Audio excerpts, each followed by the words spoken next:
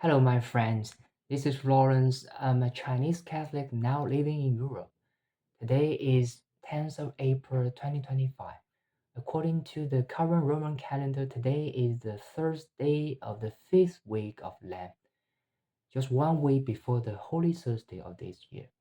Today, I'm going to kickstart this podcast dedicated to the life that is worthy of the name Catholic. Here, I try to help you, as well as myself, to lead a life that integrates our belief and our practice on a day-to-day basis. So we'll focus on some, you might say, insignificant details, but these details are valuable before the eyes of God. In fact, Catholic means universal. Unfortunately, due to various reasons over the past centuries, we tend to separate our faith from our life. That doesn't mean we are all Christians in name, or we are just nominal Christians. No, we are still believers. We are still practicing our faith. But sometimes we tend to separate our faith from the rest of our life. That doesn't make sense to me because I my idea is to integrate everything around the Catholic idea. I also believe many of you too. Why should we be baptized? Because we are incorporated into the body of Christ. So in this sense, we should integrate all we are, all we have into Christ. And also in his church, because the church is his body. Christ is the head. Church is the body. We should also try to integrate our life to the life of Christ embodied in the church. Given my personal background, I would like to start with three aspects of our life. The first is status. By status, I don't want to mean some privilege or position, high position in your organization, in your country. No, I mean legal status. I believe some of you are now living in a country other than the country of your citizenship. Since you lack citizenship, you will face many challenges concerning your status. Whether your status is legal or is your legal status still valid.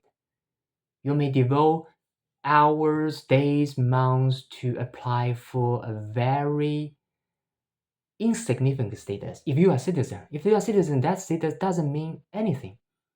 That doesn't mean anything to the local citizen. But since you are foreigners, you lack the status. You need to secure the status. Sometimes during the process, our faith may be shaken.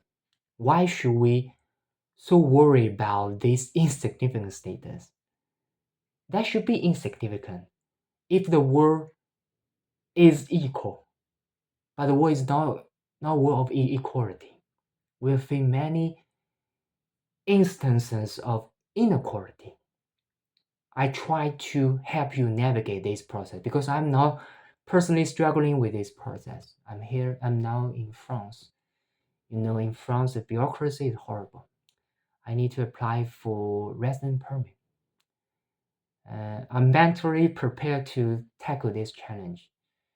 But for some of you who are afraid of the challenge forward, you may not be in France, but you may also face this challenge. I try to work with you. We are co-workers, don't worry. And the second aspect is career. Yes, by career I mean professional career. You may be employees or you may be a business owner. That's great. That's all good effort. But the real question is whether we can offer something to a professional setting out of a Catholic faith. You may be very successful. You may be very successful if you devote your knowledge, your skills to certain to a certain professional area. But how can you, as I say, how can you integrate your Catholic faith into your expertise, into your knowledge. You may be an excellent accountant doing your job, but how can you express your Catholic faith? You may be excellent even if you are not Catholic. So that may be ironic. I try to talk with you on the best way or on a better ways to integrate our faith to our career. And the last aspect is family. I'm a I'm still single. I have never been married. I long to find my future wife. Um, I hope one day we can raise many children. But it's my idea. And sometimes the idea is very far away from reality. In reality, nowadays, I think many of you are struggling to find your ideal spouse. That doesn't mean you are not rich enough, or you are not intelligent enough, or you're not devout enough. I know many of you are devout. You try to lead a really Catholic life, and you have your property, and you are also well educated. But it's still very difficult to connect with Catholics of your age. That's a challenge. That may be a challenge unique to your age. So here I'm trying to navigate with you through this challenge, so that one day we can all build our ideal families. Because family is domestic church. The church grows from our families. If our families are strong, our church may also be strong. Look at the church today. It's not strong enough because our families are not strong enough. Here again, I try to help you as well as myself to find a way out of such a trap. So after this introduction, I'm planning to share my personal story in another video. Sometimes we may not dare to share personal story because we are not celebrities, we are not famous people. Why should we share stories? But I try to break free from this limitation. I dare to share my story because I'm a convert to the faith. I'm now almost 30 years old. I was baptized in China in 2013. It's almost 12 years ago.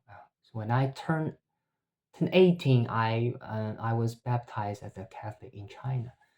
Along the way, I went through many challenges. I believe many of you are also struggling to stay Catholic in your surroundings, in your personal journey.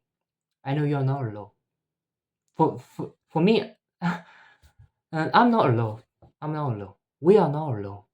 Even if we are neglected by the world, even we are ignored by the world, we're still valuable before the eyes of God. So every action of ours matter.